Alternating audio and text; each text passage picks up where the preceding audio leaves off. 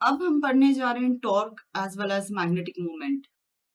यहाँ पर एक स्क्वायर लूप है करंट कैरिंग, जिसका एक साइड ये ऑब्जर्व हो रहा है और ये वाला परपेंडिकुलर टू द बोर्ड है कंडक्टर, और ये कंडक्टर भी परपेंडिकुलर टू द बोर्ड है, और एक कंडक्टर बैक साइड में। मतलब लूप कैसे रखा हुआ है, ऐसे ये लूप रखा हुआ है। करंट की डायरेक्शन यहाँ से फ्रंट ऑफ द बोर्ड है, ये है, और बैक ऑफ द बोर्ड में ये गया है, तो क्रॉस से शो किया हुआ।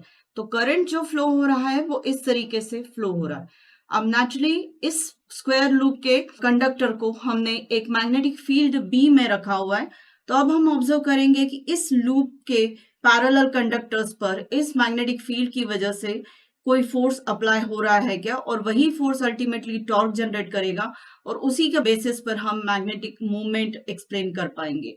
तो ये कंडक्टर की जो लेंथ है, एज मैंने कहा कि ये स्क्वायर लूप है, तो ये साइड एल है। ये कंडक्टर जो अलोंग द पेन है ये भी एल लेंथ का है, ये कंडक्टर भी एल लेंथ का है, और जो कंडक्टर हाइड हो गई है फोर्थ साइड वो भी एल लेंथ की हो गई। मैग्नेटिक फील्ड की डायरेक्शन इस डायरेक्शन में है, तो लूप जो प्लेन है उसका जो परपेंडिकुलर है वो अलोंग एन है। तो जो परपेंडिकुलर ऑफ द लूप है, मतलब प्लेन जो है लूप का, उसका जो डायरेक्शन है और बी का जो डायरेक्शन है, उन दोनों के बीच में एंगल थीटा है। तो अब हम ऑब्जर्व कर लेते हैं कि इंडिविजुअल कंडक्टर जो आई करंट कैरी कर रहा है उसके ऊपर किस डायरेक्शन में फोर्स एक्ट होगा। तो यहाँ पर फोर्स की डायरेक्शन फाइंड आउट करने के लिए मुझे फ्लेमिंग्स लेफ्ट हैंड रूल की जरूरत पड़ेगी। और फ्लेमिंग्स लेफ्ट हैंड रूल जो कहता है वो ये है कि इंडेक्स फिंगर जो है वो बी को डायरेक्ट करती है, थंब जो है वो फोर्स को डायरेक्ट करता है, और ये जो मिडिल फिंगर है वो करंट को अगर डायरेक्ट करे, और तीनों एक दूसरे के म्यूचुअली परपेंडिकुलर है। तो कोई भी दो वेक्टर्स हमें पता हो, मतलब बी पता है और आई की डायरेक्शन पता है, तो हम एफ की डायरेक्शन फाइंड आउट कर सकते हैं। तो अब हम इस तरीके से फोर्स की डायरेक्शन यहाँ पर कंडक्टर्स पर कैसे अप्लाई हो रही है वो फाइंड कर सकते हैं। तो ये मैग्नेटिक फील्ड की डायरेक्शन हो गई। ये मुझे जो मिडिल फिंगर है वो करंट के अलोंग होगा, मतलब in the front direction of the board. तो थंब जो होगा मुझे वो फोर्स की डायरेक्शन दे देगा अपवर्ड। तो इस तरीके से पूरा तीनों फिंगर्स को हमने डायरेक्ट किया है इस पॉइंट पर, बी के along towards me, middle finger along the current, और ये मुझे फोर्स की डायरेक्शन फाइंड आउट करके दे रहा है। सिमिलरली यहाँ पर भी इस कंडक्टर में भी कंडक्टर करंट कैरी कर रहा है इनवर्ट डायरेक्शन में। तो मिडिल फिंगर जो होगी वो इनवर्ट टू द बोर्ड होगी, index finger along the B है, तो थंब मुझे डायरेक्ट कर रहा है फोर्स की डायरेक्शन को। अब जब ये दो फोर्सेस जो हैं हमारे पैरेलल में एक्ट हो रहे हैं, ये वाला फोर्स और ये वाला फोर्स, तो इनका कंपोनेंट एफ टी जो कंपोनेंट होगा वो एफ साइन थीटा कंपोनेंट होगा, और ये भी एफ साइन थीटा कंपोनेंट होगा। ये दोनों फोर्सेस मिलके टॉर्क जनरेट करेंगे और इस पूरे लूप को रोटेट करने में मदद करेंगे। तो इस तरीके से ये टॉर्क जनरेट हो जाएगा। अब टॉर्क की जो क्वांटिटी है, पहले मैं फोर्स की क्वांटिटी लिख देती हूँ, उसके बाद मैं टॉर्क की क्वांटिटी फाइंड आउट करूंगी।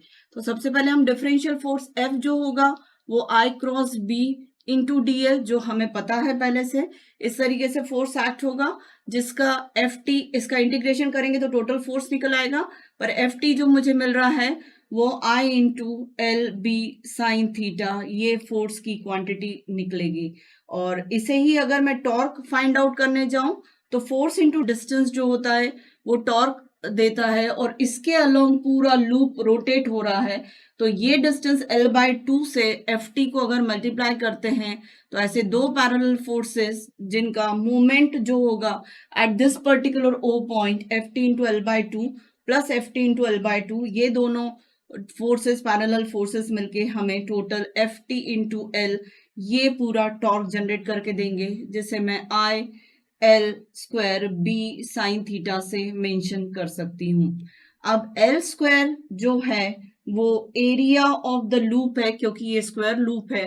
तो नेचुरली टी को अब हम लिखना चाहें तो आई ए बी साइन थीटा, इस तरीके से टॉर्क को मेंशन कर सकते हैं, जिसमें आई इंटू ए जो होता है वो मैग्नेटिक मोमेंट होता है। I into A current into area magnetic moment कहलाता है, मैग्नेटिक मोमेंट। और इसकी यूनिट जो होगी वो एम्पियर्स पर मीटर स्क्वायर हो जाएगी, करंट इनटू एरिया से। तो इस तरीके से इंडिविजुअल एक सिंगल लूप हो, एक टर्न वाला स्क्वायर लूप है, तो उस केस में टॉर्क ये हो जाएगा और मैग्नेटिक मोमेंट इस तरीके से डिफाइन करेंगे। And if n are the number of turns, ज्यादा नंबर ऑफ टर्न्स हो लूप में, जो नंबर ऑफ टर्न्स सिर्फ 4 कंडक्टर से ना हो, 8 कंडक्टर से हो, तो 2 लूप्स हो जाएंगे। उस केस में मैग्नेटिक मोमेंट जो होगा वो n इंटू आई ए इस तरीके से डिफाइन होगा और इसकी डायरेक्शन जो होगी वो परपेंडिकुलर टू द लूप होगी।